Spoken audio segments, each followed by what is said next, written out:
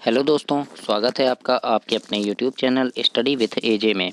इसमें आज की वीडियो में हम देखते हैं आपकी एड ग्रेड अभ्यास पुस्तिका जो आपकी भाषा भारती की है और कक्षा 5वीं के लिए है हिंदी की।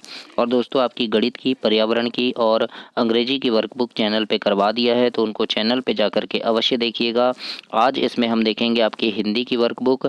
और दोस्तों इसमें आपके कुछ प्रश्नों में बदलाव किया गया है, तो उन बदले हुए प्रश्नों को भी हम देखेंगे इसमें। और पार्ट 7 आपका दशहरा जो है, पार्ट 7 में दशहरा दिया है, इसके प्रश्नों के उत्तर देखेंगे। किस प्रकार से इसमें प्रश्न दिए गए हैं, क्या क्या उनके उत्तर आपको लिखना है, ये सारी चीज़ें हम इसमें लिखेंगे। आइए देखते हैं बहुविकल्पीय प्रश्न में। पहला प्रश्न है मैसूर है, तो मैसूर कहाँ है दोस्तों? तो कर्नाटक में है। ए नंबर आपका इसमें सही आंसर हो जाएगा, कर्नाटक में। तो यहाँ पर आप ऐसे लिख देंगे। अगला प्रश्न है प्रश्न नंबर 2, रावण का एक अन्य नाम क्या है? तो रावण का नाम क्या है? दशानन भी कहते हैं ना।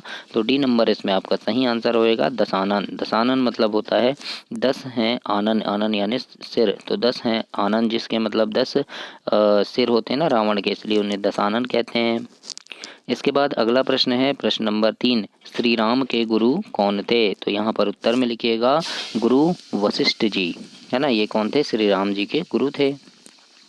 प्रश्न नंबर 4 है, दिए गए शब्दों में ई प्रत्यय लगाकर नया शब्द बनाना है। तो जैसे प्रांत लिखा है, तो प्रांत में हम ई लगा देंगे तो प्रांतीय हो गया। और वंदन है, वंदन में ई लगा देंगे तो वंदनीय हो गया। तो इस प्रकार से प्रश्न नंबर 4 को उत्तर में हम लिखेंगे। तो ऐसे आप इसे कंप्लीट करेंगे दोस्तों। आगे देखते हैं अब यहाँ पर प्रश्न नंबर 5वां है, जिसमें लिखा है कि गरबा किस प्रदेश का प्रमुख नृत्य है? तो उत्तर में लिखना गुजरात का। 6वां नंबर का प्रश्न है, आपके शहर में दशहरे पर कौन कौन से पुतलों का दहन किया जाता है? तो दशहरे पर रावण का पुतला दहन किया जाता है और मेघनाथ का पुतला भी दहन करते हैं। तो इस प्रकार से आप यहाँ पर लिखेंगे, इसे ऐसे कंप्लीट करेंगे दोस्तों। लघुत्तरी प्रश्न में प्रश्न नंबर 7 है, इसमें लिखा है कि व्यक्ति में कौन कौन से अवगुण होते हैं, लिखिए। तो यहाँ पर लिखना व्यक्ति में अत्याचारी एवं घमंडी के अवगुण होते हैं। इस प्रकार से आपको उत्तर में लिखना है प्रश्न नंबर 7 के। आगे देखते हैं प्रश्न नंबर 8वां है, श्री राम के गुरुजी के आश्रम में राक्षसों का वध क्यों किया? श्री राम जी ने गुरुजी के आश्रम में राक्षसों का वध क्यों किया? तो इसके उत्तर में लिखना श्री राम जी ने गुरुजी के आश्रम में राक्षसों का वध इसीलिए किया क्योंकि राक्षस उनके यज्ञ व हवन अनुष्ठान कार्यों में बाधा पहुंचाते थे, है ना। इसलिए उन्होंने क्या किया था? उनका वध कर दिया था, मतलब उनको मार दिया था। तो इस प्रकार से लिखेंगे दोस्तों। वीडियो को लाइक करना, शेयर जरूर करना और आप चैनल को सब्सक्राइब जरूर कीजिएगा, क्योंकि आपकी वार्षिक परीक्षा है, बोर्ड परीक्षा इस बार। और बोर्ड परीक्षा के पहले मैं आपके सभी विषय के इम्पोर्टेंट प्रश्न, जो परीक्षा में आने वाले महत्वपूर्ण प्रश्न हैं, उन प्रश्नों की वीडियो की सीरीज़ लेकर के आता हूँ, जिसमें ऐसे ऐसे प्रश्न होते हैं जो आपकी परीक्षा में पूछे जाते हैं, जिनको पढ़कर आप परीक्षा में काफ़ी अच्छे नंबर ला सकते हैं और अपनी कक्षा में टॉप कर सकते हैं। तो उन प्रश्नों को देखने के लिए चैनल को सब्सक्राइब कर लीजिएगा, ताकि जैसे ही वो प्रश्न मैं डालूंगा आप तक वो प्रश्न पहुंच सके और आपको प्रश्न मिल सके। और ये सभी विषय के रहते हैं आपके, तो इसीलिए चैनल सब्सक्राइब कर लेना और बेल आइकन प्रेस कर लेना। आइए देखते हैं आगे। 9वां प्रश्न है, प्रश्न नंबर 9 में आपसे पूछा है, राम प्रसाद बिस्मिल ने दशहरे को साहस और संकल्प का महापर्व क्यों कहा? तो इसके उत्तर में लिखना कि बिस्मिल कहते थे कि दशहरा साहस और संकल्प का महापर्व है। साहस का प्रयोग आतंकवाद, बर्बरता, अन्याय, अनाचार, भ्रष्टाचार के प्रति होना चाहिए। इस प्रकार से आप प्रश्न नंबर 9 के उत्तर में लिखेंगे। आगे देखते हैं प्रश्न नंबर 10वां है, दिए गए संज्ञा शब्दों को विशेषण में बदलना है। तो जैसे गुण लिखा है, गुण क्या है? संज्ञा, और हम इसको गुणी कर देंगे तो ये क्या हो जाएगा? विशेषण हो जाएगा, है ना, गुणी। फिर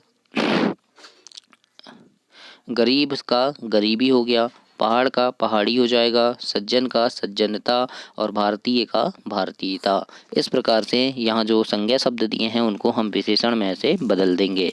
तो ऐसे आपको प्रश्न नंबर 10वां का उत्तर ऐसे लिखना है। प्रश्न नंबर 10वां में ऐसे आप इसे कंप्लीट करेंगे। दीर्घ उत्तरी प्रश्न में प्रश्न नंबर 11 है, दशहरे को विजयादशमी क्यों कहा जाता है? तो इसके उत्तर में लिखिएगा दोस्तों कि भगवान राम ने अश्विन मास के शुक्ल पक्ष की प्रतिपदा तिथि से नवमी तिथि तक माँ दुर्गा की उपासना की थी और इसके बाद दसवीं तिथि को उन्होंने रावण का वध किया था। इसी कारण दशहरे को विजयादशमी भी कहा जाता है। इस प्रकार से आप प्रश्न नंबर 11 के उत्तर में लिखेंगे। आगे देखते हैं 12वां नंबर का प्रश्न है कि बुराई पर अच्छाई की जीत के प्रतीक के रूप में मनाए जाने वाले किसी अन्य त्यौहार के बारे में लिखिए। तो लिख देना, जैसे होली का त्यौहार है कि होली भी बुराई पर अच्छाई का प्रतीक है। राक्षस राज हिरण्यकश्यप की बहन होलिका भक्त प्रहलाद को गोद में लेकर अग्नि पर बैठती है और जलकर भस्म हो जाती है। इसी समय से होली का त्यौहार मनाई जाती है, होली त्यौहार को मनाया जाता है।